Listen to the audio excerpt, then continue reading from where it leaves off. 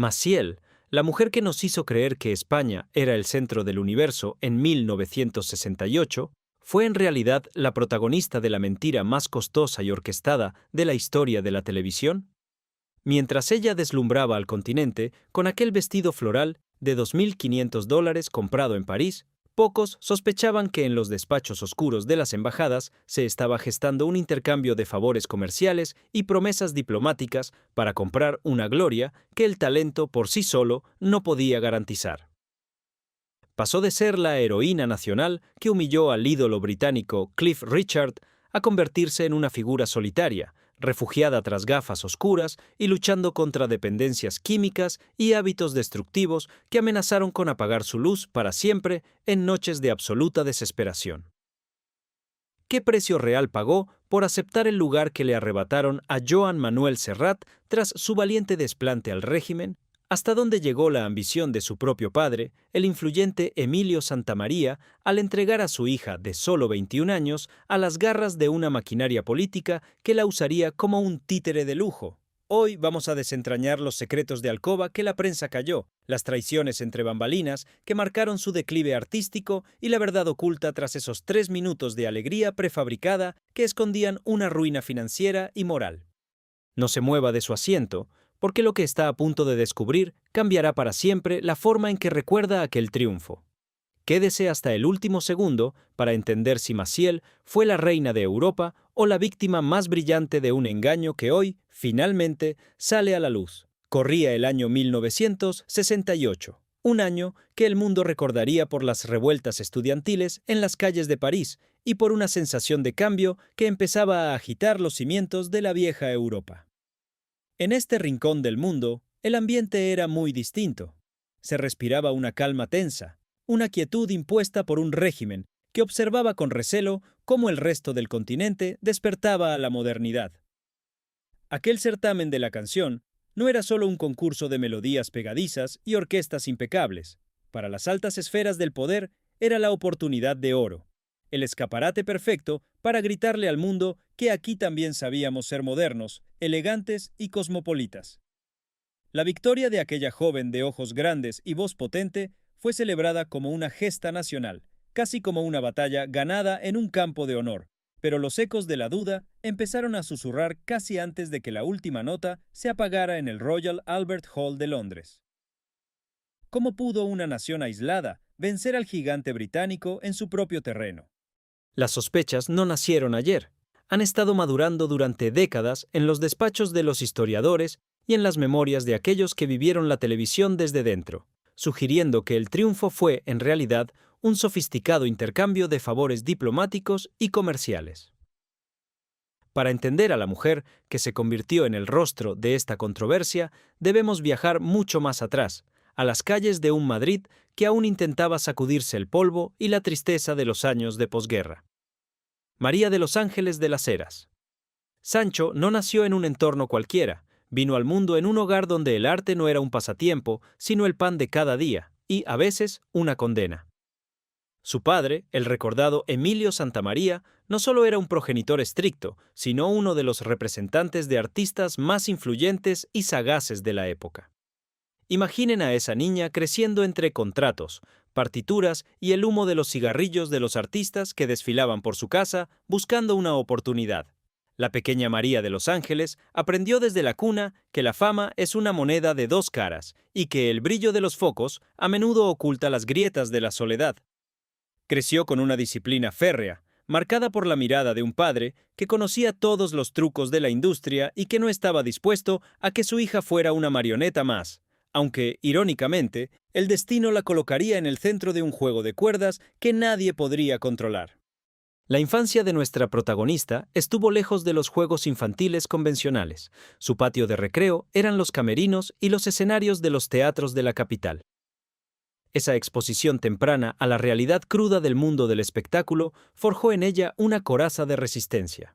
No era la típica joven dócil que la sociedad de finales de los 50 esperaba. Había algo en su mirada, un fuego de rebeldía que a menudo chocaba con la educación rígida de la época. Se dice que en la intimidad del hogar los conflictos eran frecuentes, pues su deseo de libertad artística colisionaba con las expectativas de un entorno que valoraba la obediencia por encima de la creatividad. Estas tensiones familiares, estos silencios cargados de reproches tras las cenas, fueron los que esculpieron ese carácter volcánico que años más tarde la haría famosa tanto por su voz como por sus desplantes. Ella buscaba una identidad propia, lejos de ser simplemente la hija del representante, y esa búsqueda la llevaría a tomar decisiones arriesgadas, enfrentándose a los gigantes de la industria antes incluso de cumplir los 20 años. El camino hacia el estrellato no fue, como muchos creen, una alfombra roja extendida desde el primer día. Antes de que el nombre de Maciel resonara en todas las emisoras de radio, hubo años de lucha, de portazos en la cara y de actuaciones en locales de mala muerte donde el público apenas prestaba atención. Tuvo que lidiar con la mirada condescendiente de los directivos de las discográficas, hombres de traje gris que no entendían su estilo directo y su voz desgarrada, tan alejada de las cantantes de azúcar que dominaban las listas de éxitos. En aquellos primeros años de la década de los 60, María de los Ángeles tuvo que aceptar trabajos que poco tenían que ver con su vocación artística para poder mantenerse independiente y no depender del favor paterno. Se cuenta que incluso llegó a realizar labores de traducción y apoyo en producciones extranjeras, aprendiendo de cerca cómo se construía la magia del cine y la televisión, mientras esperaba su gran oportunidad. Fue un tiempo de privaciones, de compartir habitaciones pequeñas y de soñar con un éxito que parecía esquivo, una etapa de formación donde la frustración estuvo a punto de hacerla abandonar sus sueños de gloria más de una vez. Sin embargo, en el mundo de la farándula, un golpe de suerte puede cambiarlo todo en un abrir y cerrar de ojos, o quizás no fue solo suerte, sino una decisión tomada en la oscuridad de un despacho lo que alteró su curso. Maciel empezó a despuntar con canciones de protesta, con letras que hablaban de una realidad social que muchos preferían ignorar. Su imagen era la de una joven comprometida, casi intelectual, que se codeaba con los cantautores de la época. Pero el destino le tenía reservada una trampa de oro. La industria, y especialmente la televisión pública, puso sus ojos en ella no por su mensaje, sino por su potencial para ser moldeada. Hubo un momento crítico en su carrera donde tuvo que elegir entre seguir el camino de la autenticidad minoritaria o lanzarse al abismo de la popularidad masiva bajo las condiciones del sistema. Esa decisión oscura, ese pacto invisible con la fama, fue el que la llevó a aceptar representar a un país que ella misma cuestionaba. Las rivalidades en los sets de grabación ya eran legendarias. Se dice que otras artistas de la época la miraban con recelo, considerándola una intrusa que usaba las influencias de su padre para escalar posiciones, lo que generó un ambiente de hostilidad que la acompañaría durante toda su trayectoria. Para entender la magnitud de lo que estaba por ocurrir, debemos sumergirnos en la atmósfera de aquella España de mediados de los 60. Era un país de contrastes dolorosos. Por un lado, se inauguraban pantanos y se celebraban los 25 años de paz con una pompa excesiva, y por otro, la censura vigilaba con lupa cada palabra que se pronunciaba en las ondas. La televisión era el juguete nuevo del poder, la ventana por la cual se introducía en cada hogar la doctrina oficial de una manera amable y entretenida. En este contexto, el Festival de la Canción Europea no era solo música, era una cuestión de Estado. El régimen necesitaba desesperadamente una validación internacional, un aplauso del exterior que acallara las críticas internas y externas. Había una obsesión por demostrar que no éramos diferentes, que éramos tan válidos como los franceses o los alemanes. Esta presión social y política creó un caldo de cultivo donde la ética a menudo se sacrificaba en el altar de la apariencia. La consigna era clara. Había que ganar a toda costa, porque la victoria era la prueba irrefutable de que el sistema funcionaba y de que el país estaba preparado para integrarse en la modernidad sin renunciar a sus estructuras tradicionales. En medio de este escenario de propaganda y control, surge la figura de Joan Manuel Serrat, el joven cantautor que originalmente debía defender el famoso tema musical. Serrat representaba todo lo que el sistema temía y, a la vez, necesitaba: talento, juventud y un magnetismo innegable. Pero el artista tenía sus propias convicciones. Su exigencia de cantar en su lengua materna, el catalán, puso en jaque a toda la maquinaria del Estado. Fue un desafío directo al corazón de la política de unidad nacional. Imaginen las llamadas telefónicas a altas horas de la noche, las reuniones de urgencia en los ministerios y el pánico que cundió entre los directivos de la televisión estatal. No podían permitir tal acto de rebeldía en un escaparate internacional. La respuesta fue brutal y fulminante. La censura total, el veto en todos los medios y la búsqueda desesperada de un sustituto que fuera capaz de aprender la canción y viajar a Londres en un tiempo récord. La purga fue tan profunda que incluso se intentó borrar el nombre de Serrat de la historia del festival, tratándolo como un traidor a la patria. Fue entonces cuando el nombre de Maciel apareció como la única tabla de salvación para evitar el ridículo internacional. Imaginen por un momento la escena, porque lo que ocurrió aquel marzo de 1968 parece sacado de una novela de espionaje internacional. María de los Ángeles se encontraba a miles de kilómetros de la rigidez de su hogar, saboreando las mieles de un éxito rotundo en las tierras aztecas. México era, en aquel entonces, el refugio de la libertad y el color para muchos artistas que sentían que el aire en su propia tierra se volvía irrespirable. Ella estaba en la cima, llenando teatros, rodeada de una bohemia que la adoraba, y lejos, muy lejos, de las intrigas de los despachos oficiales de Madrid. Pero el destino, ese guionista caprichoso y a veces cruel, tenía otros planes. Mientras ella dormía en una suite lujosa, soñando quizás con una carrera internacional lejos de las sombras del régimen, en las oficinas de la televisión estatal española, el pánico era absoluto. El desplante de Serrat había dejado un agujero negro en la programación y en el orgullo nacional. Necesitaban a alguien con la fuerza suficiente para no ser devorada por las circunstancias, y el nombre de Maciel empezó a resonar en las paredes de aquellos pasillos como una orden desesperada. El teléfono de la suite sonó en mitad de la noche, rompiendo el silencio con un estruendo que presagiaba un cambio de rumbo definitivo. Al otro lado de la línea, la voz de su padre, Emilio, no traía noticias familiares, sino el peso de una responsabilidad que ella no había buscado. «Tienes que volver», fueron las palabras que sellaron su suerte. El gobierno, a través de la maquinaria televisiva, le ofrecía el puesto que había quedado vacante, pero no era una invitación cordial, era una llamada de auxilio envuelta en papel de regalo. Imaginen la psicología de una joven de 21 años, sola en el extranjero, que de repente se ve convertida en la única esperanza de una nación que la miraba con lupa. Ella sabía perfectamente que aceptar significaba ponerse en el punto de mira, convertirse en el rostro de un sistema que muchos de sus amigos intelectuales despreciaban. Sin embargo, la ambición y el sentido del deber, mezclados con ese vértigo que solo sienten los elegidos, la empujaron a subir a aquel avión. El vuelo de regreso fue un viaje alucinante, cruzando el océano mientras repasaba una letra que apenas conocía, sintiendo cómo cada kilómetro la alejaba de su libertad y la acercaba a una jaula de oro de la que nunca podría salir del todo. 9 días. Solo 9 días separaban el aterrizaje de Maciel en Barajas de la noche más importante de su vida. Es un tiempo ridículo, una cantidad de horas insuficiente para que cualquier mortal pueda prepararse para un desafío de tal magnitud. Pero ella no era una mujer común. Nada más bajar de la escalerilla del avión, sin apenas tiempo para abrazar a los suyos o sacudirse el polvo del viaje, fue conducida a los estudios de grabación. Imaginen la atmósfera de esos estudios. Un aire denso, cargado de humo de tabaco, con técnicos de bata blanca que la miraban con una mezcla de lástima y expectación.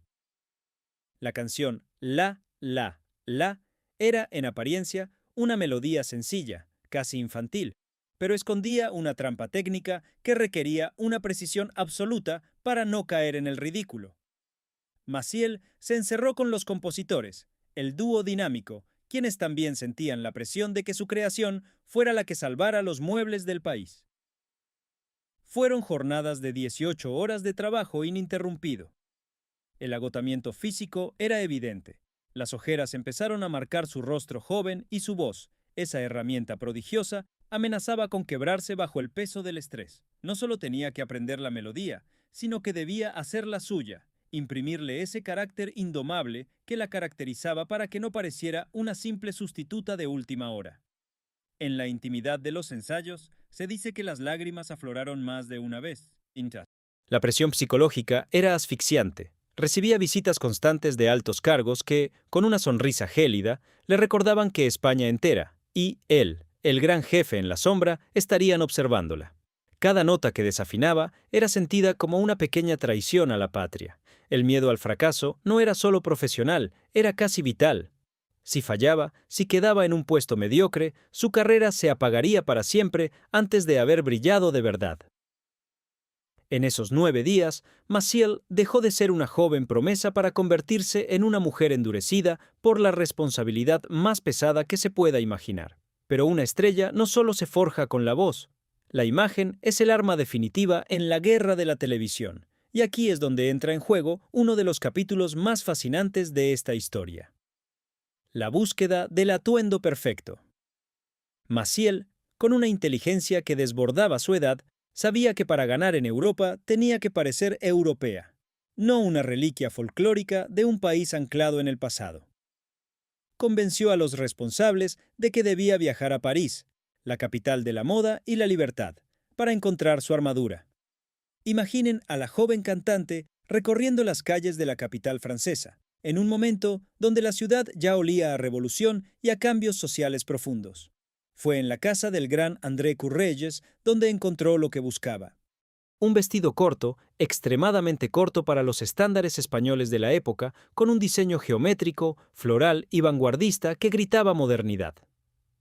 Aquel vestido no era solo tela, costó la astronómica cifra de $2.500 de la época, una fortuna que inicialmente salió del propio bolsillo de la artista o de préstamos familiares, ya que la televisión estatal no estaba dispuesta a sufragar tales excentricidades. El diseño, de seda blanca con flores rosas, dejaba ver las piernas de la cantante mucho más arriba de lo que la moral oficial permitía. Fue un acto de rebeldía estética. Cuando regresó a Madrid con el vestido, los censores se echaron las manos a la cabeza. ¿Cómo iba a salir la representante de la Reserva Espiritual de Occidente enseñando los muslos ante millones de espectadores? Pero ya no había vuelta atrás. Aquel vestido era su declaración de intenciones. Era la imagen de una España que quería romper las cadenas, que quería bailar al ritmo de los tiempos modernos. El impacto social de esa prenda fue tal que, tras la actuación, las modistas de todo el país recibieron miles de encargos para copiar el modelo, iniciando una revolución silenciosa en los armarios de las mujeres españolas que empezaron a reclamar su derecho a la modernidad. Mientras tanto, en el Reino Unido, el ambiente era de una confianza absoluta que rozaba la arrogancia. Londres era el epicentro del mundo musical, la cuna de los Beatles y los Rolling Stones, y presentaban a su gran joya de la corona, Cliff Richard. Cliff era el artista perfecto, el joven apuesto, de sonrisa impecable y una legión de seguidoras que rozaban la histeria colectiva. Su canción, Congratulations, era un éxito de ventas mundial incluso antes de que empezara el festival. En los pasillos del imponente Royal Albert Hall, la delegación británica se paseaba con una superioridad manifiesta. Para ellos, el concurso era un mero trámite para coronar a su ídolo nacional. Trataban a la delegación española con una condescendencia que hirió el orgullo de Maciel. Imaginen el contraste. Por un lado, la maquinaria industrial británica, con sus medios técnicos ilimitados y su estrella global. Por el otro, una joven que había llegado de rebote, con un vestido comprado a última hora y un equipo que se sentía observado por los servicios de inteligencia de su propio país. Esa tensión se palpaba en el aire. La prensa inglesa apenas dedicaba unas líneas a la chica del vestido de flores, centrándose exclusivamente en los preparativos de la fiesta de victoria de Cliff Richard. Sin embargo, en el rincón del camerino español, el hambre de triunfo se estaba convirtiendo en una fuerza imparable. Maciel se alimentaba de ese desprecio, transformando su inseguridad en una determinación de hierro. Sabía que no solo competía contra un cantante, sino contra todo el prestigio del Imperio Británico. El escenario estaba listo para un choque de trenes que nadie, absolutamente nadie en Londres, esperaba que terminara en una de las mayores sorpresas de la historia de la televisión. La noche del 6 de abril de 1968, el Royal Albert Hall brillaba con una luz casi mística. El recinto, con su arquitectura victoriana, parecía un templo dedicado a la música, pero esa noche se convertiría en un campo de batalla emocional. Maciel, tras el escenario, sentía cómo el corazón le golpeaba las costillas con una fuerza que amenazaba con dejarla sin aliento. El maquillaje ocultaba el cansancio de las últimas noches sin dormir, y sus ojos, perfilados con el estilo de la época, buscaban un punto de apoyo en la oscuridad. Cuando escuchó su nombre, el tiempo se detuvo. Al salir a la luz, frente a los focos que la cegaban momentáneamente, se produjo un silencio expectante. Aquella joven menuda, con su vestido corto y su melena morena, no se parecía a nada de lo que Europa esperaba de su país. Empezaron los acordes de la orquesta. Maciel comenzó a cantar, y desde el primer la, algo cambió en la atmósfera del teatro. No era solo una actuación, era una explosión de energía contenida. Su voz llenaba cada rincón del auditorio, con una garra y una pasión que hacían que Cliff Richard pareciera, de repente, un producto prefabricado y frío. Ella bailaba con una libertad que desafiaba a los sensores que la miraban desde Madrid a través de los monitores. Al terminar, la ovación fue atronadora, una mezcla de sorpresa y reconocimiento por parte de un público que no hablaba su idioma, pero que había entendido perfectamente su mensaje de vitalidad. Sin embargo, lo más difícil estaba por llegar. La verdadera batalla no se libraba en las notas musicales, sino en el recuento de los votos, donde cada país iba a mostrar sus cartas y sus alianzas ocultas. El proceso de votación fue, sencillamente, una tortura televisada. Durante la mayor parte del escrutinio, Cliff Richard lideraba la tabla, tal como todos habían previsto. En el camerino británico, el champán ya estaba en las copas. En Madrid, el ambiente era de una resignación amarga. Un segundo puesto se consideraba un éxito, pero no era el triunfo total que el régimen ansiaba para su propaganda. Sin embargo, a medida que los portavoces de las diferentes naciones daban sus puntos, empezó a ocurrir algo inexplicable. Pequeños países empezaron a dar puntuaciones máximas a la delegación española, recortando la distancia de forma milimétrica. La tensión alcanzó su punto máximo cuando solo quedaba por votar Alemania. Cliff Richard aventajaba a Maciel por una diferencia mínima. El silencio en el Royal Albert Hall era tan denso que se podía cortar con un cuchillo. Cuando el portavoz alemán anunció que daba 6 puntos a España y ninguno al Reino Unido, el mundo se detuvo. Maciel había ganado por un solo punto. La cara de Cliff Richard, captada por las cámaras en un primer plano cruel, pasó de la sonrisa triunfante a una máscara de incredulidad y dolor. Fue un golpe al corazón del orgullo británico. Pero mientras ella subía de nuevo al escenario, envuelta en lágrimas y escoltada por una delegación que no podía creer lo que estaba pasando, las sombras de la duda ya empezaban a alargarse. ¿Cómo era posible que Alemania, un aliado comercial clave, hubiera inclinado la balanza de esa manera tan drástica? Los rumores de que se habían producido llamadas de alto nivel entre los ministerios de comercio de ambos países para asegurar ese voto empezaron a circular esa misma noche por los pasillos oscuros del festival, sembrando la semilla de un escándalo que tardaría 40 años en estallar con toda su crudeza. La noticia de la victoria cruzó las fronteras más rápido que cualquier avión de la época y antes de que Maciel pudiera quitarse aquel icónico vestido de flores, su nombre ya estaba grabado en el metal de la historia nacional. Pero el regreso no fue simplemente el viaje de una cantante que vuelve a casa. Fue el retorno de una heroína de guerra que no había disparado una sola bala, sino que había conquistado el continente con una melodía. Imaginen el aeropuerto de Barajas aquel domingo de 1968. El calor primaveral de Madrid se mezclaba con una histeria colectiva que no se recordaba desde las grandes gestas deportivas. Miles de personas se agolpaban en las barandillas, rompiendo los cordones de seguridad, solo para ver de cerca a la mujer que había logrado lo imposible: poner a Europa a sus pies. El estruendo de los aplausos y los gritos de júbilo eran tan ensordecedores que apenas se escuchaban los motores de las aeronaves. Sin embargo, detrás de esa cortina de gloria se estaba tejiendo una red de control asfixiante.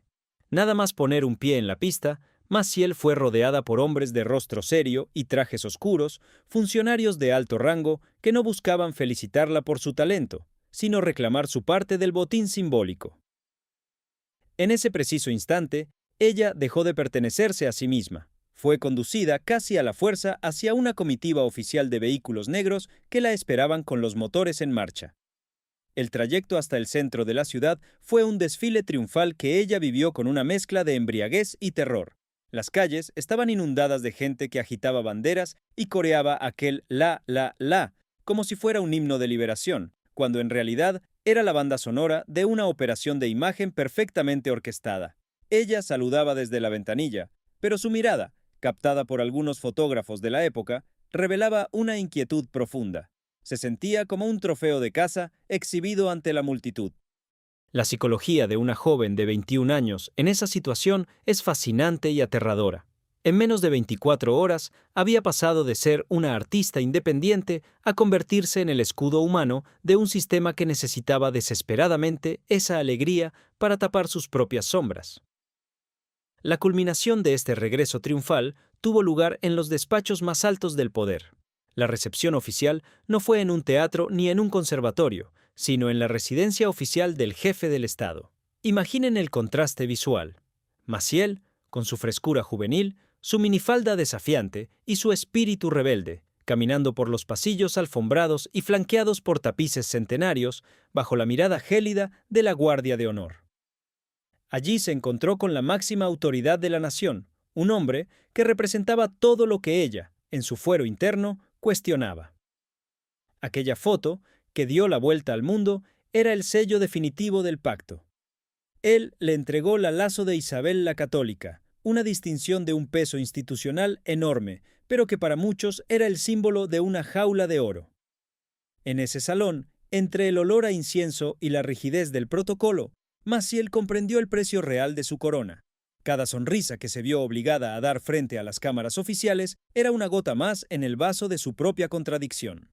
La prensa de la época, totalmente controlada, no escatimó en elogios, elevándola al altar de las virtudes patrias, borrando de un plumazo su pasado como cantante de protesta y sus amistades con intelectuales de la resistencia.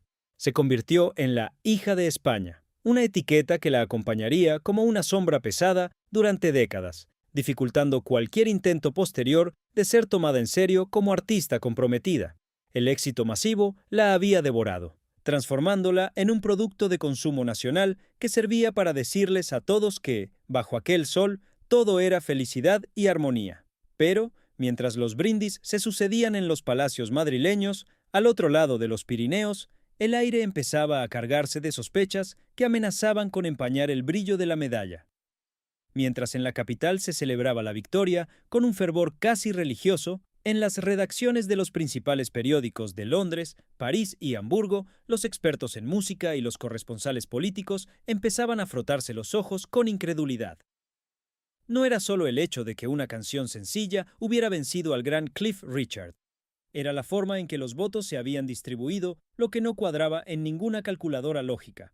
¿Cómo era posible que países que tradicionalmente se ignoraban entre sí en el certamen hubieran decidido, de repente, apostar todo al rojo español? Los murmullos en Europa empezaron como un susurro lejano pero constante. Se hablaba de movimientos extraños en las embajadas semanas antes de la noche final. Periodistas de investigación británicos, heridos en su orgullo nacional, empezaron a seguir el rastro de ciertos directivos de la televisión estatal española que habían estado realizando una gira de buena voluntad por diversas capitales europeas. Lo que descubrieron años más tarde, pero que ya se sospechaba en 1968, era una red de diplomacia televisiva sin precedentes. Se cuenta que hubo promesas muy concretas. La compra de series de televisión extranjeras que nadie quería a precios de oro, la firma de contratos para que artistas de otros países actuaran en las galas españolas con cachés desorbitados e incluso acuerdos comerciales que nada tenían que ver con la música, como la exportación de productos agrícolas en condiciones ventajosas. Era, en esencia, un mercado de voluntades donde el voto en el festival era la moneda de cambio. La sospecha más dolorosa recaía sobre el voto de Alemania, aquel que decantó la balanza. ¿Por qué el jurado alemán, conocido por su rigor, ignoró la calidad técnica de la propuesta británica para abrazar el entusiasmo de Maciel? Los rumores apuntaban a un acuerdo de alto nivel entre los ministerios de Información y Turismo para favorecer la imagen del país a cambio de facilidades para el turismo alemán que empezaba a inundar las costas del sur. La sombra del tongo no era una invención de perdedores, sino una posibilidad real que se cocinó en los fogones del poder internacional. Tuvieron que pasar casi 40 años para que el muro de silencio que protegía aquel triunfo empezara a desmoronarse piedra a piedra. Fue en el año 2008 cuando un prestigioso periodista de investigación, especializado en la historia de la televisión, decidió tirar de la manta en un documental que hizo temblar los cimientos de la memoria colectiva. A través de entrevistas con antiguos directivos que, sintiendo que su luz se apagaba, decidieron limpiar su conciencia antes de partir de este mundo, se reveló el plan maestro. La caja de Pandora se abrió de par en par, mostrando documentos polvorientos que confirmaban lo que muchos sospecharon. El régimen había destinado una partida presupuestaria secreta, una cantidad ingente de dinero público, para promocionar la cultura nacional en el exterior, un eufemismo para designar el fondo de reptiles utilizado para comprar votos. Los testimonios eran estremecedores. Antiguos empleados de la cadena pública confesaron que se les ordenó viajar con maletines cuya importancia era vital para el prestigio del país. No buscaban talento, buscaban complicidad. El documental detallaba cómo se orquestó la compra de votos en las televisiones de los países más pequeños y necesitados de liquidez. La revelación fue un terremoto social. Para una generación que había crecido creyendo que el triunfo de Maciel fue la prueba de que éramos los mejores, descubrir que todo pudo ser una estafa monumental fue un golpe psicológico devastador. La opinión pública se dividió. Unos preferían seguir viviendo en la mentira dulce de la nostalgia, mientras otros exigían que se supiera toda la verdad, por amarga que fuera. La figura de Maciel volvió al centro de la polémica, no como la cantante que nos hizo soñar, sino como la pieza clave de un engranaje de engaño que la superaba por completo. El impacto de estas revelaciones en el Reino Unido fue, como pueden imaginar, una mezcla de indignación y una extraña sensación de justicia tardía. La prensa británica, que nunca había olvidado la derrota de su ídolo, reaccionó con una furia renovada. Titulares incendiarios hablaban del robo del siglo y exigían formalmente a la organización del festival que se revisaran los resultados históricos. La herida de Cliff Richard, que se había mantenido cerrada en falso durante 4 décadas, volvió a sangrar públicamente. El artista, que ya se encontraba en el otoño de su vida, concedió entrevistas donde su amargura era palpable detrás de su habitual caballerosidad. «Siempre supe que algo no estaba bien aquella noche», declaraba con la voz teñida de melancolía. Para él, no se trataba solo de un trofeo de cristal, sino de la trayectoria que su carrera habría tomado si hubiera sumado ese éxito internacional a su historial. La prensa británica no se limitó a los titulares. Enviaron equipos de investigación a Madrid para intentar acorralar a los protagonistas de la época. Se produjo un enfrentamiento mediático entre los dos países que recordaba a las tensiones diplomáticas de antaño. En Londres, se pedía que el título de 1968 fuera retirado de los registros oficiales o que, al menos, se incluyera una nota aclaratoria sobre las irregularidades. Cliff Richard se convirtió, de la noche a la mañana, en la víctima oficial de una conspiración política transnacional. Este escándalo no solo afectaba a la música, sino que ponía en duda la integridad de todas las instituciones que permitieron que el dinero y el poder se impusieran sobre el arte. La rivalidad entre Maciel y Cliff, que durante años fue solo una anécdota de la farándula, se transformó en un símbolo de la lucha entre la verdad histórica y la propaganda de Estado. Ante este aluvión de dudas, de sospechas y de dedos que la señalaban desde las Islas Británicas hasta el último rincón de la vieja Europa, ¿qué hizo la gran protagonista? ¿Se escondió bajo las sábanas de su mansión o guardó un silencio cómplice? Nada de eso. María de los Ángeles de las Heras, la mujer que el mundo entero conocía como Maciel, decidió hacer honor a su apodo de la Leona y saltó a la arena mediática con las garras más afiladas que nunca. Imaginen la escena en los estudios de televisión de principios del siglo XXI. Las luces de xenón brillando con una intensidad casi cegadora. El aire acondicionado zumbando en un silencio sepulcral antes de que la cámara se pusiera en rojo. y ella, sentada en el centro del plató, con una mirada que habría hecho temblar al mismísimo jefe del Estado del siglo pasado. Su indignación no era una pose para la audiencia, era un fuego real que brotaba de las entrañas de una mujer que sentía que estaban intentando arrebatarle el único tesoro que nadie le había regalado, su talento. Ella no hablaba desde la victimización, sino desde una furia volcánica. Con esa voz ronca, curtida por el paso del tiempo y por 1000 batallas ganadas y perdidas, Maciel se enfrentó a los periodistas de investigación que osaban sugerir que su corona era de plástico comprado. Yo no sabía nada de maletines, yo lo que sabía era cantar hasta quedarme sin aliento. Gritaba prácticamente frente a los micrófonos, mientras sus manos, adornadas con joyas que contaban historias de épocas de esplendor, se agitaban en el aire marcando cada sílaba.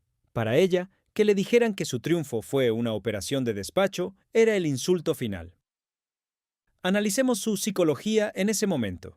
Se sentía traicionada por el mismo medio que la encumbró. Sentía que el país por el que ella había sacrificado su carrera intelectual la estaba usando ahora como chivo expiatorio, para purgar los pecados de un pasado oscuro. Fue un espectáculo fascinante y doloroso a la vez, ver a una diva defender su legado contra la marea de la historia, gritando verdades a medias y silencios a voces, mientras el público, desde sus sofás, se preguntaba si su pasión era la prueba de su inocencia o la mejor actuación de su vida. Sin embargo, el triunfo en aquel festival de 1968 no fue el inicio de un cuento de hadas, sino el comienzo de una sombra alargada que terminaría por oscurecer gran parte de su horizonte artístico. Imaginen lo que debe ser para una artista con inquietudes profundas, que admiraba a Bertolt Brecht y se codeaba con la intelectualidad más exquisita, verse reducida para siempre a ser la chica del la la la.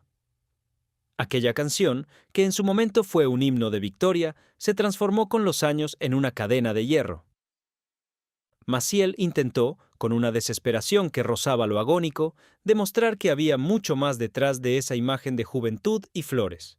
Se refugió en el teatro más exigente, buscó textos que hablaran de la miseria humana y de la redención. Pero el público, ese juez implacable y a veces cruel, solo quería que moviera los brazos y sonriera como aquella noche en Londres. Esta frustración artística la sumergió en un estado de melancolía permanente. Describe la atmósfera de su hogar en los años 70 y 80, una casa llena de libros prohibidos y discos de vinilo que giraban hasta el amanecer, mientras ella, envuelta en túnicas de seda que recordaban a las grandes divas de la ópera, buscaba una salida a su propia fama. Se sentía atrapada en un personaje que ya no le quedaba bien, una piel que se le había quedado estrecha. La industria discográfica, siempre atenta a los números y sorda a los latidos del corazón, le exigía más éxitos comerciales, más melodías ligeras que no dieran problemas a los censores. Ella, en cambio, quería cantar a la libertad, a la soledad y a los rincones oscuros del alma. Esta lucha interna provocó que muchos productores le dieran la espalda, tachándola de conflictiva o difícil, cuando en realidad solo era una mujer intentando no ser devorada por su propio mito. La sombra de la fama es fría, y Maciel la sintió calar hasta sus huesos, mientras veía cómo otras artistas, mucho menos dotadas, pero más dóciles, ocupaban el centro de un escenario que ella misma había ayudado a construir. Y claro, cuando el alma está inquieta y la carrera profesional se convierte en un campo de minas, el corazón busca refugio donde puede, a menudo en los brazos equivocados.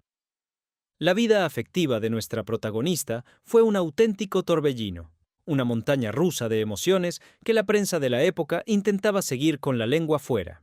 Su primer matrimonio, con Luis Recatero, en el año 1969, fue un evento social de dimensiones épicas. Imaginen el despliegue de la moda de la época. Sombreros imposibles, trajes de corte impecable y una novia que parecía salir de un sueño, pero que por dentro sentía que estaba cumpliendo con un guión escrito por otros. Aquella unión, nacida bajo la presión de una sociedad que no concebía a una mujer sola y exitosa, se desmoronó casi antes de que se secaran las flores del altar. Fue una desilusión afectiva que la marcó profundamente, haciéndola comprender que los momentos de alcoba no siempre son sinónimo de compañerismo real. Luego vino su relación cercana con Carlos Zayas, un hombre que representaba el polo opuesto al brillo superficial del espectáculo. Con él, Maciel se sumergió en el mundo de la política clandestina y el compromiso social. Fue una etapa de una intensidad intelectual asombrosa, donde ella se sentía más viva que nunca, lejos de los focos, pero cerca de la realidad. Sin embargo, la sombra de su pasado seguía allí, acechante. Más tarde llegaría Pablo Lizcano, un periodista brillante con quien pareció encontrar un equilibrio, pero el destino volvió a jugar sus cartas. Cada una de sus amistades íntimas y sus fracasos matrimoniales eran diseccionados por las revistas de sociedad, que no tenían piedad con una mujer que se atrevía a vivir su libertad afectiva sin pedir permiso. Maciel buscaba un amor que no intentara domarla, un compañero que entendiera que ella era, ante todo, una artista herida por el éxito. Pero en un mundo de hombres que aún la veían como la joya de la corona de 1968, encontrar ese respeto era una tarea casi imposible. Pero el peso de ser una leyenda viviente, sumado a las traiciones del corazón y a las críticas feroces que nunca cesaron, terminó por empujarla hacia rincones muy oscuros. No podemos entender la psicología de Maciel sin hablar de su refugio en la tormenta, de esos momentos en los que la luz se apagaba y ella se quedaba a solas con sus demonios personales. Cuando el vacío de la soledad se volvía insoportable, ella buscó consuelo en hábitos destructivos que empezaron a minar su brillantez. Los rumores sobre su dependencia de ciertas sustancias prohibidas empezaron a circular por los mentideros de Madrid como un reguero de pólvora. Se decía que sus retrasos en los rodajes, sus cambios de humor repentinos y sus ausencias inexplicables eran el resultado de una lucha interna contra dependencias químicas que intentaban anestesiar su dolor. Imaginen las noches interminables en los locales más selectos de la capital, donde el humo se mezclaba con el alcohol y las risas forzadas ocultaban un grito de auxilio. No era vicio, era desesperación. Maciel utilizaba esas medicinas peligrosas para intentar acallar las voces que en su cabeza le recordaban que nunca volvería a ser tan amada como aquella noche en Londres. Hubo episodios traumáticos, accidentes que la prensa de la época intentó encubrir como simples caídas o problemas de salud menores, pero que en realidad eran señales de que estaba al borde del precipicio. En una ocasión, se cuenta que su luz estuvo a punto de apagarse definitivamente debido a una ingesta excesiva de estos productos químicos, un suceso oscuro que se mantuvo en el más estricto secreto para no empañar la imagen de la heroína nacional. Ella libró esa batalla en la sombra, enfrentándose a sus propios fantasmas mientras el mundo seguía pidiéndole que cantara la. Fue un calvario personal que la envejeció antes de tiempo y que le dio a su mirada esa profundidad triste que solo tienen aquellos que han visto el abismo de cerca y han logrado regresar para contarlo. Y mientras luchaba contra sí misma, también tenía que hacerlo contra una industria que se volvía cada vez más cínica y desalmada. Sus enfrentamientos con los directivos de las grandes discográficas y las cadenas de televisión se volvieron legendarios. Maciel no era de las que se callaban ante una injusticia o ante una propuesta artística mediocre. «Yo no soy un producto de marketing, soy una artista», gritaba en los despachos, dando un golpe sobre la mesa que hacía saltar los ceniceros de cristal. Su negativa a pasar por el aro de lo comercial le costó muy caro. Hubo contratos rotos de forma unilateral, giras canceladas en el último minuto y un veto invisible que empezó a extenderse por las emisoras de radio más importantes. Ella sentía que la estaban castigando por su rebeldía, por no querer ser la marioneta que una vez fue. Describe el ambiente de esas reuniones de negocios, hombres de mediana edad, con el ego inflado por el poder, intentando explicarle a una ganadora de Eurovisión cómo debía vestir o qué debía cantar para seguir siendo rentable. La psicología de Maciel en estos conflictos era la de una resistente. Prefería la precariedad económica antes que perder su integridad, pero el precio financiero de mantener su independencia fue altísimo. Tuvo que vender propiedades, deshacerse de recuerdos valiosos y ajustar su estilo de vida, mientras veía cómo la televisión empezaba a llenarse de personajes vacíos que solo buscaban el escándalo fácil. Este choque frontal con la modernidad más banal la convirtió en una figura solitaria, en una especie de Quijote de la música que luchaba contra molinos de viento que, en realidad, eran gigantes con pies de barro dispuestos a pisotear su legado a cambio de un punto más de audiencia. Pero cuando muchos pensaban que la estrella de la madrileña se apagaría bajo el peso de sus propios tormentos, Maciel demostró que una verdadera fénix no teme a las cenizas. En las décadas de los 80 y 90, la mujer que una vez fue el símbolo de la ligereza pop decidió dar un giro de 180 grados que dejó a la crítica con la boca abierta. Fue el momento de su gran reinvención como la dama de las tablas, la actriz total que buscaba el perdón de los intelectuales a través del sacrificio escénico. Imaginen los teatros más prestigiosos de España y América Latina, envueltos en ese aroma rancio a terciopelo, madera antigua y maquillaje de cera. Maciel ya no lucía vestidos cortos de flores, ahora se envolvía en túnicas oscuras, en harapos dramáticos para interpretar piezas de Bertolt Brecht o de los grandes poetas del exilio. Su psicología en esta etapa era la de alguien que intenta lavar una mancha invisible. Sentía que cada aplauso en el teatro era una pequeña victoria contra el fantasma del festival. Viajó incansablemente a México y Chile, países donde se le respetaba no solo como una voz potente, sino como una mujer de un calado intelectual profundo. Sin embargo, en el fondo de su mirada seguía existiendo esa chispa de amargura. A pesar de sus éxitos en obras complejas, la sombra de su pasado político y la duda sobre la legitimidad de su corona europea la perseguían como un acreedor que nunca se cansa de llamar a la puerta. Su madurez física fue acompañada de una sofisticación casi excéntrica, grandes gafas oscuras, sombreros que ocultaban su rostro y un lenguaje cada vez más afilado y culto. Se convirtió en una diva de culto, pero este nuevo estatus la alejaba cada vez más del gran público que la había amado, creando un vacío de soledad que solo ella conocía en la intimidad de sus estancias. Pero mientras ella intentaba elevar su arte a las alturas de la cultura con mayúsculas, el mundo que la rodeaba, y especialmente el medio que la había visto nacer, estaba sufriendo una transformación monstruosa.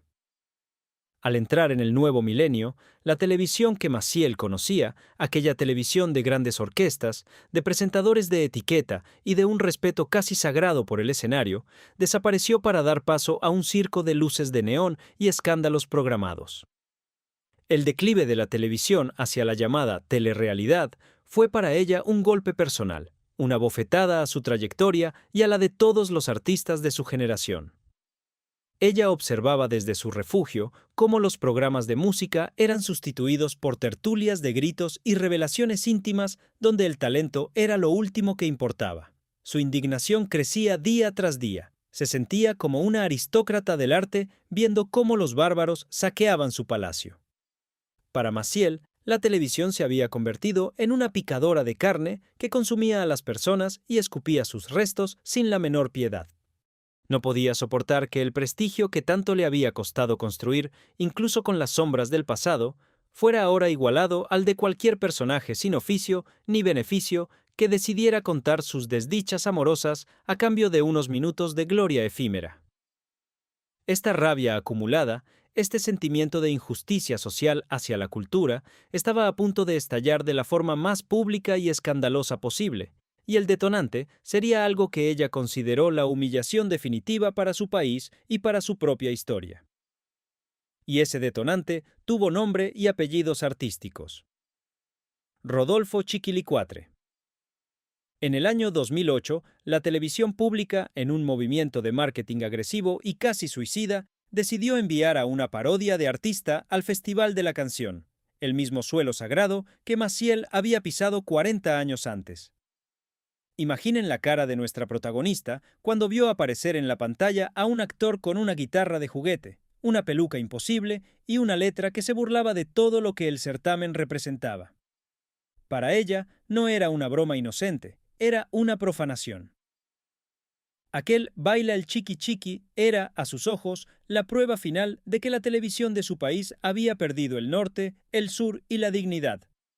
El escándalo de Chiquilicuatre fue la gota que colmó el vaso de su paciencia. Maciel no se quedó callada en casa.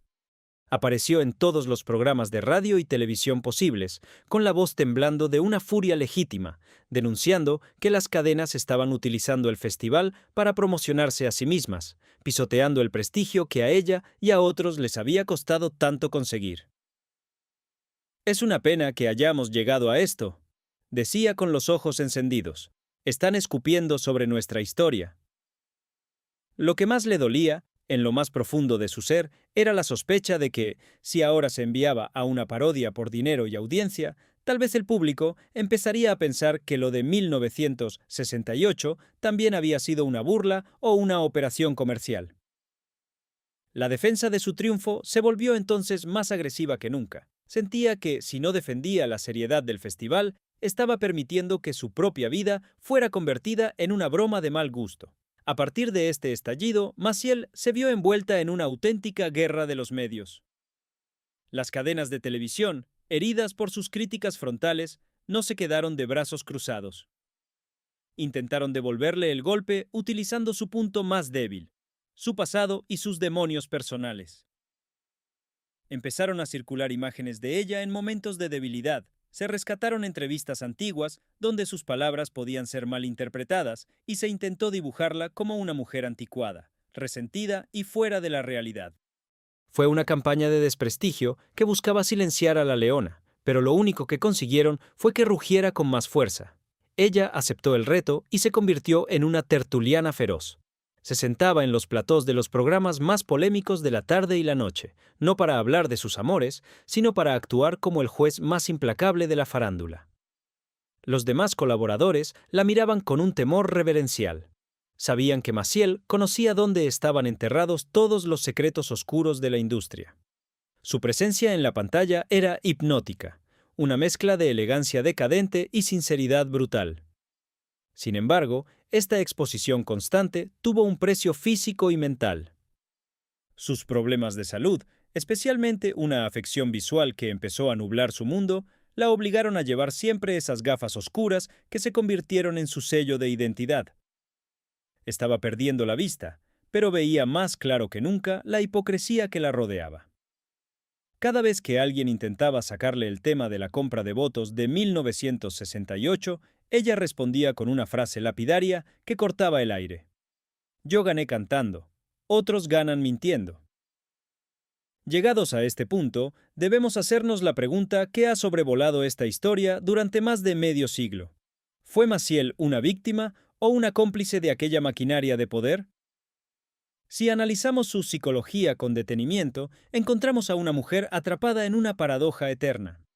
Por un lado, es imposible negar que ella fue el instrumento perfecto para un régimen que necesitaba un lavado de imagen. Su juventud, su frescura y su victoria fueron la mejor propaganda que el sistema pudo comprar. Pero, por otro lado, ¿podemos culpar a una joven de 21 años por querer triunfar, por aceptar el reto de su vida y por defender su talento en un escenario hostil? Tal vez la verdad se encuentre en un punto intermedio, en esas zonas grises de la historia que tanto nos cuesta aceptar. Quizás ella no supo de los maletines ni de las llamadas diplomáticas mientras estaba en Londres, pero el peso de saberlo después, de ver cómo su mayor gloria estaba manchada por la sospecha, es una carga que ha llevado en silencio durante décadas. Esa ambigüedad la ha convertido en un personaje trágico. Ha tenido que vivir defendiendo una mentira que ella misma necesitaba creer para que su vida tuviera sentido, o defendiendo una verdad que el resto del mundo ya no quería escuchar. Esa dualidad la ha hecho fuerte, pero también la ha dejado sola en una cima donde el aire es cada vez más difícil de respirar. Fue la pieza clave de un engranaje oscuro, pero terminó siendo la única que pagó el precio de la infamia, mientras los que movían los hilos partieron de este mundo sin dar explicaciones. El veredicto de la historia sobre la noche de 1968 sigue siendo una herida abierta en la cultura europea. A pesar de los documentales, de los testimonios de antiguos directivos arrepentidos y de las pruebas circunstanciales sobre la compra de series y favores comerciales, la organización oficial nunca ha retirado el trofeo a España. Para el registro oficial, Maciel sigue siendo la ganadora. Pero en el Tribunal de la Opinión Pública, el nombre de la cantante está irremediablemente unido al concepto de tongo.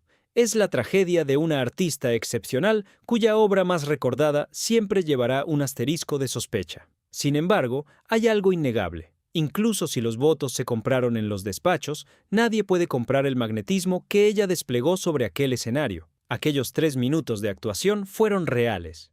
El impacto social que tuvo en las mujeres de su época, que vieron en ella un modelo de modernidad y atrevimiento, fue real.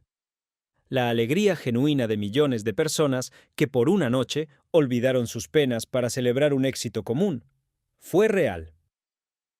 Quizás esa sea la mayor trampa del poder, utilizar algo tan puro y verdadero como el talento artístico para cubrir los rastros de una gestión turbia. El veredicto final no es solo sobre Maciel, sino sobre una época en la que la televisión aprendió a fabricar realidades que eran más brillantes que la propia verdad. En conclusión, la vida de María de los Ángeles de las Heras, nuestra Maciel, es el relato de una mujer que voló demasiado cerca del sol de la fama y terminó con las alas quemadas por los hilos de la política internacional. Desde su origen en un Madrid gris hasta su coronación en un Londres psicodélico, pasando por sus batallas contra los demonios personales y la decadencia de un medio que ya no reconoce, su viaje ha sido de una intensidad asombrosa. Nos deja una reflexión profunda sobre el precio de la gloria y sobre cómo, a veces, los éxitos más brillantes ocultan los secretos más inconfesables. Hoy, cuando vemos las imágenes en blanco y negro de aquel vestido de flores y escuchamos el estribillo que todo el mundo conoce, no podemos evitar preguntarnos qué parte de lo que vemos fue talento y qué parte fue una ilusión comprada en la oscuridad. Maciel sigue ahí, una leyenda viva que se niega a doblar la rodilla, manteniendo su versión de los hechos contra viento y marea. Pero la historia, como un río que siempre encuentra su cauce, seguirá sacando a la luz nuevos detalles de aquella noche que cambió la televisión para siempre. Al final, nos queda una pregunta que cada uno de ustedes deberá responder en su interior. En un mundo donde todo se puede comprar y vender, ¿existe todavía algún rincón para la pureza del arte? ¿O somos todos, de alguna manera, marionetas en un festival que otros han diseñado para nosotros? Para comprender la magnitud del terremoto que supuso aquella victoria, es imperativo detenernos en los pasillos menos iluminados de la televisión estatal de aquellos años 60. No podemos hablar simplemente de una delegación viajando a Londres. Debemos hablar de una auténtica misión diplomática encubierta, orquestada desde las más altas instancias del poder informativo. Imaginen a esos hombres de traje gris marengo, con maletines de piel desgastada y miradas que evitaban el contacto directo, recorriendo las capitales europeas semanas antes de que Maciel siquiera soñara con el festival. Eran los emisarios del régimen, piezas clave de una operación que hoy llamaríamos de relaciones públicas agresivas, pero que en aquel entonces rozaba lo que muchos consideran un soborno institucionalizado. Se cuenta que en las habitaciones de hoteles de lujo en Yugoslavia, en Alemania Occidental y en las pequeñas naciones que conformaban el mosaico europeo, se cerraban acuerdos que poco tenían que ver con las corcheas y los pentagramas. El intercambio era sutil pero efectivo. España, a través de su única cadena de televisión, se comprometía a adquirir producciones cinematográficas y series documentales de estos países, materiales que en muchos casos acababan cogiendo polvo en los sótanos de la emisora porque carecían de interés para el público nacional. Eran las famosas compras de favor. A cambio de llenar las arcas de las televisoras extranjeras con divisas españolas, se esperaba una cortesía en forma de puntos durante la noche del certamen. Analicen la psicología de estos negociadores.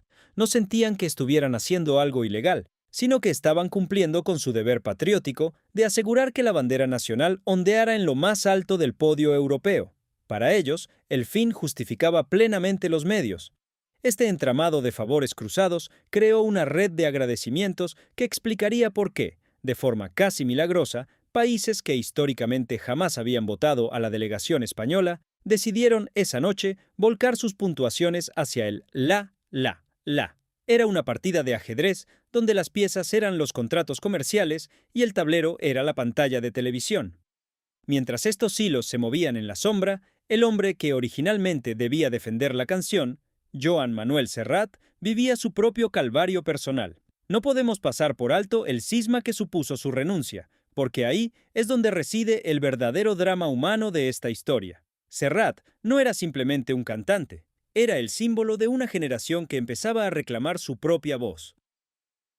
Su decisión de exigir cantar en su lengua regional fue un acto de valentía que casi le cuesta su carrera profesional de forma definitiva.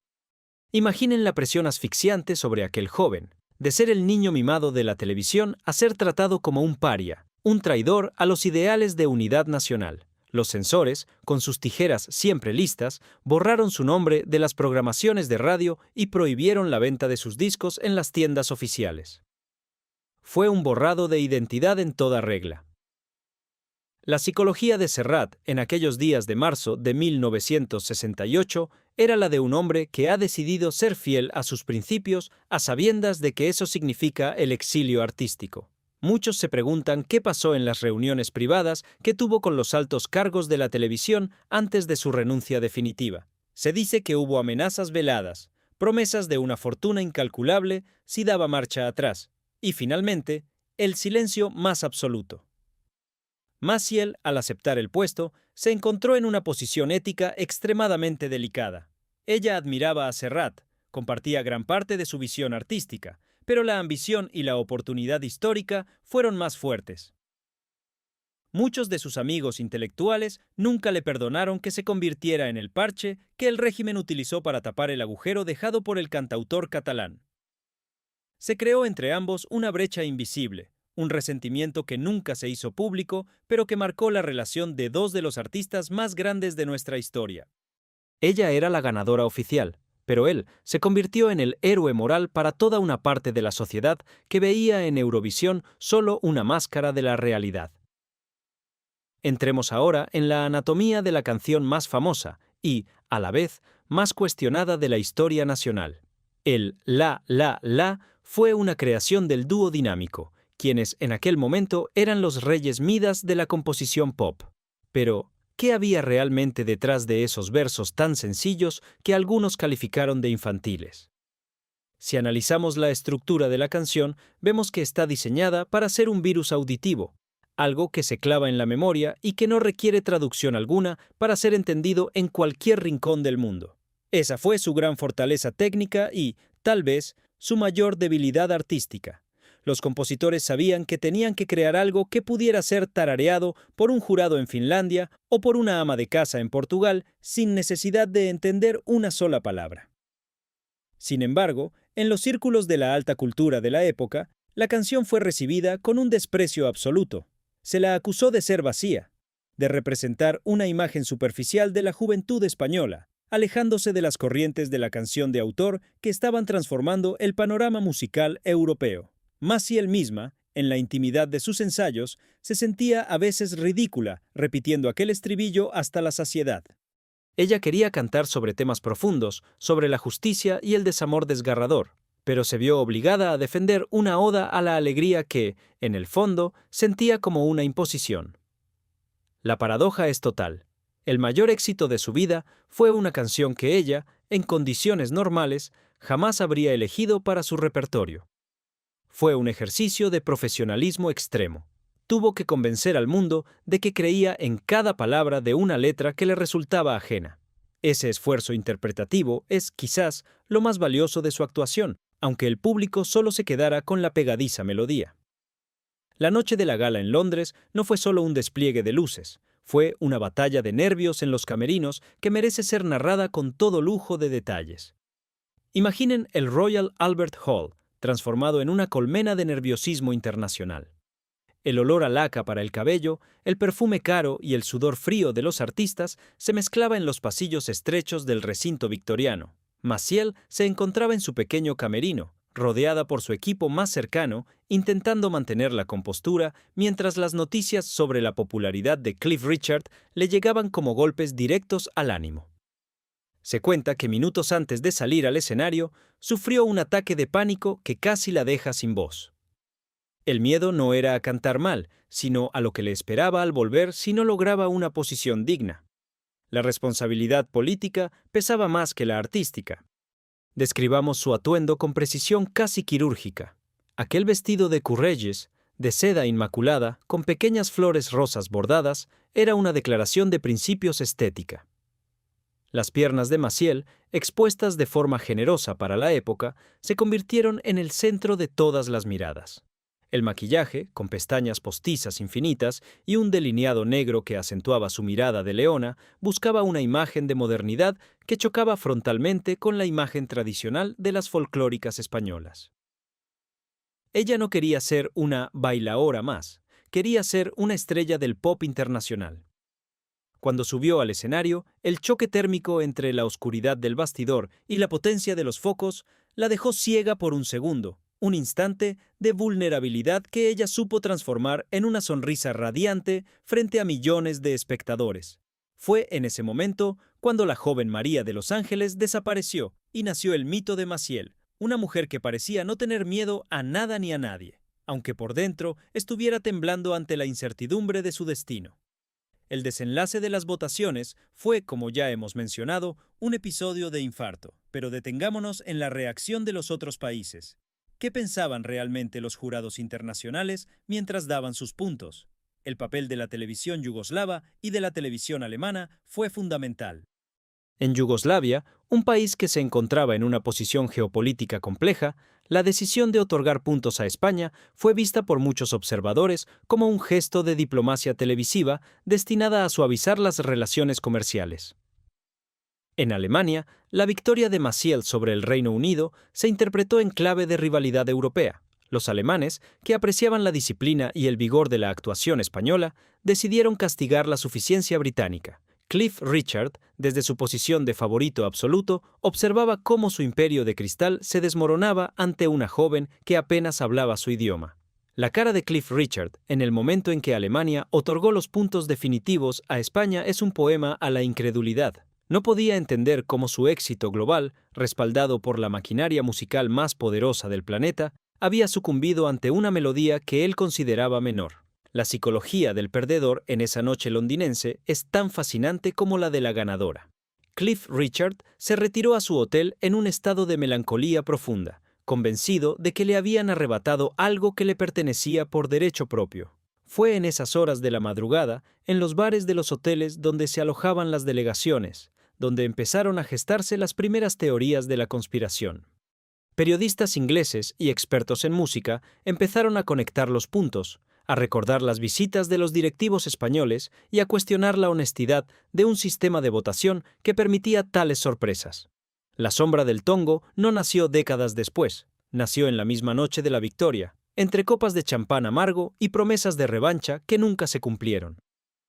Regresemos al impacto que este evento tuvo en la vida íntima de Maciel. Tras el estallido de gloria, el regreso a la realidad fue brutal.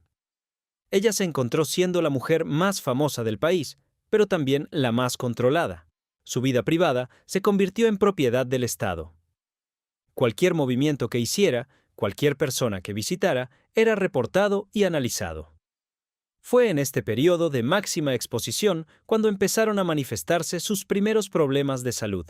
No nos referimos solo al cansancio físico, sino a una fatiga emocional que empezó a afectar su visión del mundo, tanto literal como figuradamente. Años más tarde, se revelaría que padece una afección degenerativa en la vista, un proceso que la ha ido dejando en una penumbra progresiva. Es desgarrador pensar que la mujer que deslumbró a Europa con sus ojos brillantes esté hoy luchando contra la oscuridad.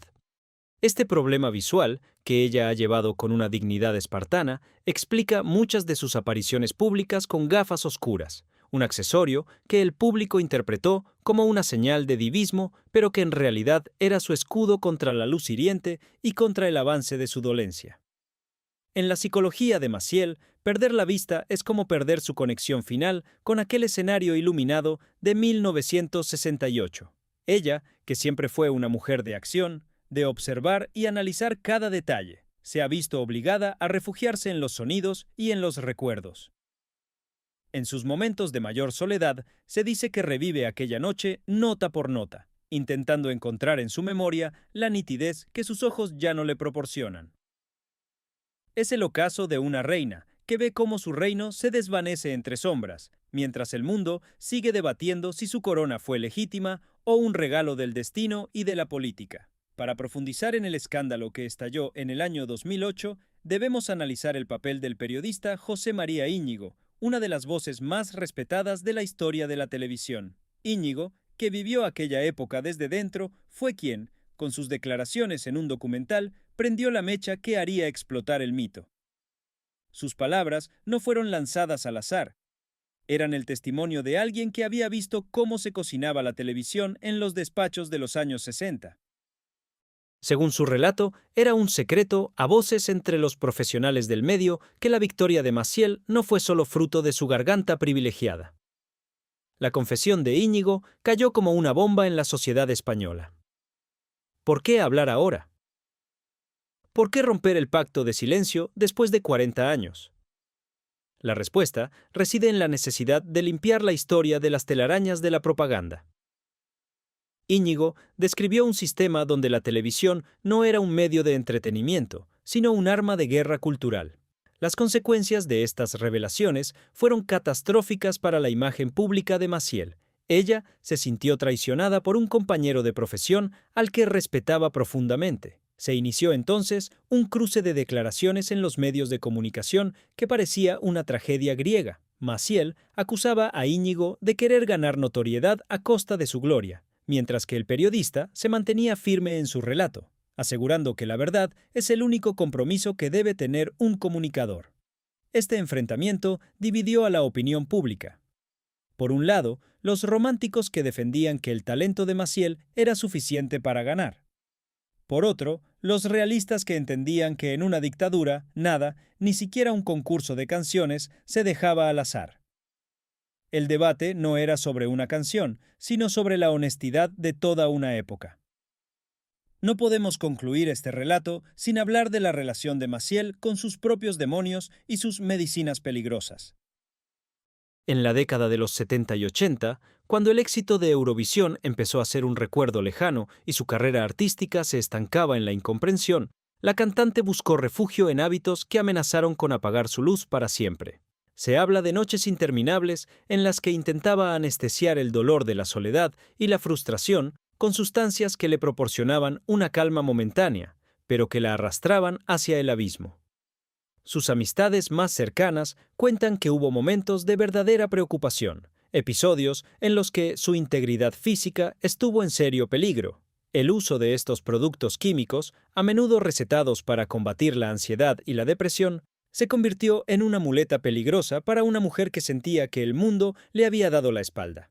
La prensa de la época, aunque empezaba a ser más libre, seguía manteniendo un velo de protección sobre sus ídolos nacionales, y los problemas de dependencia de Maciel fueron tratados como simples crisis de agotamiento o problemas de salud menores. Pero la realidad era mucho más cruda. Era la lucha de una diva por no desaparecer en la irrelevancia, por combatir un vacío existencial que ni los aplausos ni los premios podían llenar. Su recuperación fue un proceso lento y doloroso, un viaje hacia la sobriedad emocional que la obligó a enfrentarse cara a cara con la mujer que realmente era, despojada de las flores de Courrèges y de los focos de la televisión. Ese proceso de sanación es lo que le ha dado su carácter actual, esa dureza y esa sinceridad que a veces resultan hirientes, pero que son el resultado de haber sobrevivido a sus propios incendios internos.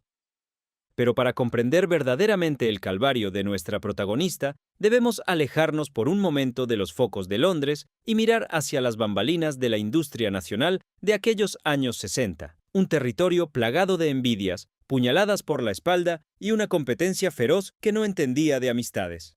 Mientras Maciel alzaba aquel trofeo de cristal, en los camerinos de Madrid y Barcelona, otras voces consagradas sentían cómo el veneno de los celos recorría sus venas. No podemos olvidar a figuras como Rafael, el niño de Linares, quien ya había intentado el asalto al trono europeo en 2 ocasiones consecutivas, quedándose a las puertas de la gloria.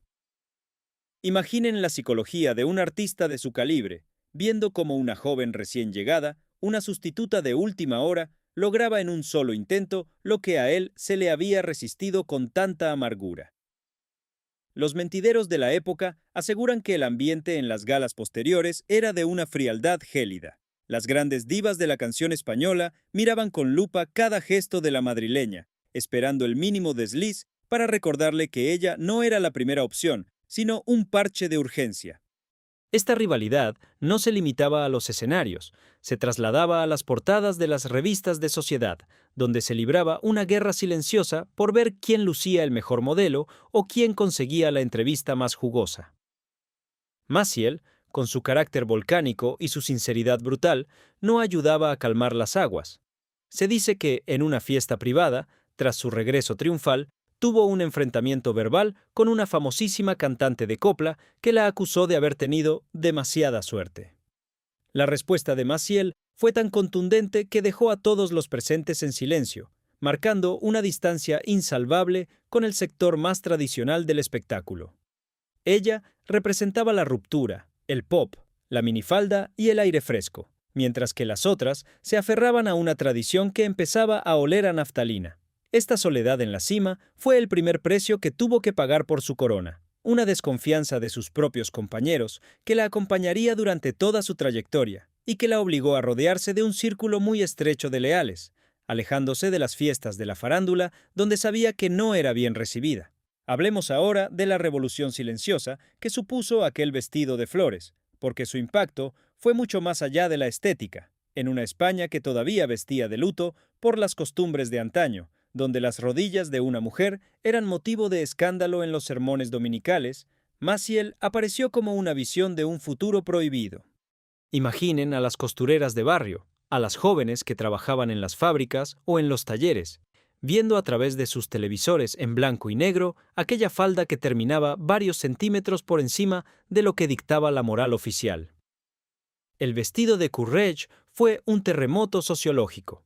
Se cuenta que al día siguiente de la victoria, las mercerías agotaron sus existencias de telas con estampados florales y que las máquinas de coser no dieron abasto intentando replicar aquel corte vanguardista. Pero detrás del brillo de la seda blanca había una historia de sacrificio financiero. Como ya mencionamos, los $2.500 de la época que costó la prenda eran una cifra astronómica, equivalente al precio de un piso modesto en aquel entonces. La televisión estatal, experta en colgarse medallas, pero lenta a la hora de abrir la cartera, puso 1000 trabas para reembolsar ese dinero. Maciel tuvo que pelear cada peseta, demostrando que su imagen era tan vital para el triunfo como su garganta. Este episodio marcó su relación con el dinero y con el poder. Comprendió que el sistema estaba dispuesto a usar su imagen para proyectar modernidad, pero no quería pagar el precio de esa misma modernidad. Aquel vestido se convirtió en un símbolo de libertad femenina, una armadura de seda que permitió a miles de españolas soñar con que ellas también podían ser dueñas de su imagen y de su destino, rompiendo con la estética gris y opresiva que las había rodeado desde su nacimiento. Fue el inicio de la transición estética de un país que empezaba a mirarse en el espejo de Europa con menos complejos y más deseos de libertad. Y si hablamos de dudas y sombras, no podemos ignorar lo que ocurrió apenas un año después de la hazaña de nuestra leona. En 1969, el festival aterrizó en Madrid y España volvió a ganar, esta vez con Salomé y su Vivo cantando. Pero lo hizo en un empate cuádruple, una situación tan extraña e inédita que alimentó las sospechas de que el país anfitrión estaba moviendo los hilos de las votaciones de manera descarada. Para Maciel, ver a otra artista coronarse en su propia casa, bajo la sospecha de un nuevo arreglo diplomático, fue una puñalada en su orgullo. Analicen la psicología de la situación. Si la victoria de Salomé estaba bajo sospecha por ser España la organizadora, ¿qué pasaba con la suya en Londres? La sombra del tongo se volvió más densa y oscura. Los medios internacionales empezaron a tratar los éxitos españoles no como hitos artísticos, sino como productos de una maquinaria de propaganda perfectamente aceitada. Maciel sentía que su mérito se diluía en un mar de conspiraciones políticas que ella no podía controlar. Se dice que su relación con Salomé fue de una cortesía forzada, casi inexistente. Maciel se sentía la ganadora auténtica, la que había ido a territorio enemigo a conquistar el trofeo, mientras veía a Salomé ganar bajo el paraguas protector del régimen en el Teatro Real de Madrid. Esta acumulación de victorias españolas en tan poco tiempo, lejos de consolidar el prestigio musical del país, lo que hizo fue despertar el recelo de los jurados europeos, que empezaron a mirar con lupa cualquier propuesta que viniera de nuestras tierras, iniciando un periodo de sequía de éxitos que duraría décadas. Maciel quedó atrapada en esa etiqueta de época dorada bajo sospecha, una carga que la perseguiría cada vez que intentaba relanzar su carrera en el extranjero. Al llegar la década de los 80, el país vivió una explosión de color y libertad conocida como la movida madrileña. Era un tiempo de excesos, de ruptura total con el pasado y de una modernidad que miraba con desprecio todo lo que recordara a la etapa anterior. Para Maciel, este cambio social fue especialmente doloroso. A pesar de que ella solo tenía poco más de 30 años, el nuevo sistema la trataba como a una vieja gloria del régimen. Imaginen la frustración de una mujer que se consideraba a sí misma una rebelde, una intelectual y una defensora de las libertades, viéndose ahora agrupada con los artistas del pasado que los jóvenes de la movida querían enterrar. Su lucha por encontrar un lugar en esta nueva sociedad la llevó a situaciones límite. Intentó colaborar con artistas modernos, buscó sonidos más eléctricos y letras más crudas, pero el público de los nuevos tiempos la miraba con una mezcla de respeto distante e indiferencia. En las salas de conciertos donde antes reinaba, ahora mandaban grupos de jóvenes con pelos de colores y guitarras desafinadas que no sabían quién era Courrèges ni les importaba aquel festival de Londres. Esta crisis de identidad profesional se sumó a sus batallas personales. Fue en este periodo cuando sus problemas de salud empezaron a ser más que una molestia. Su visión, esa herramienta con la que observaba el mundo para luego interpretarlo, empezó a jugarle malas pasadas. La degeneración macular, ese proceso que oscurece el centro de lo que miramos, empezó a avanzar de forma implacable. Es una metáfora cruel de su propia vida. Mientras ella intentaba enfocar su futuro, una mancha oscura se instalaba en el centro de su realidad, obligándola a mirar de reojo a un mundo que ya no la reconocía. La psicología de Maciel ante la pérdida progresiva de la vista es la de una guerrera que se niega a rendirse, pero que siente cómo el terreno bajo sus pies se vuelve inestable. Describe las habitaciones de su casa en esta etapa: luces tenues para no herir sus ojos cansados, objetos colocados siempre en el mismo lugar para evitar tropezar, y una colección de discos que se convirtieron en sus mejores amigos. Al no poder leer las partituras o los guiones con la facilidad de antes, tuvo que desarrollar una memoria prodigiosa. Se convirtió en una experta en los sonidos, en las inflexiones de la voz, en detectar la mentira en el tono de quienes la rodeaban. Sus apariciones públicas con esas gafas oscuras, que muchos interpretaron como un gesto de altanería de diva, eran en realidad su forma de protegerse de un mundo que se volvía cada vez más borroso y hostil.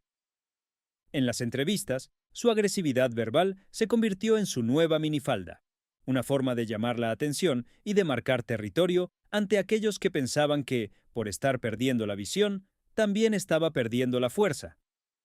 «No veo bien, pero huelo vuestro miedo». Se cuenta que le gritó a un fotógrafo que intentaba captar un primer plano de sus ojos cansados. Esa ceguera parcial la volvió más introspectiva, más ácida y mucho más peligrosa para sus enemigos, pues al no estar distraída por la imagen superficial de las cosas, empezó a ver las verdaderas intenciones de quienes se le acercaban para pedirle favores o para intentar arrancarle una confesión sobre el pasado.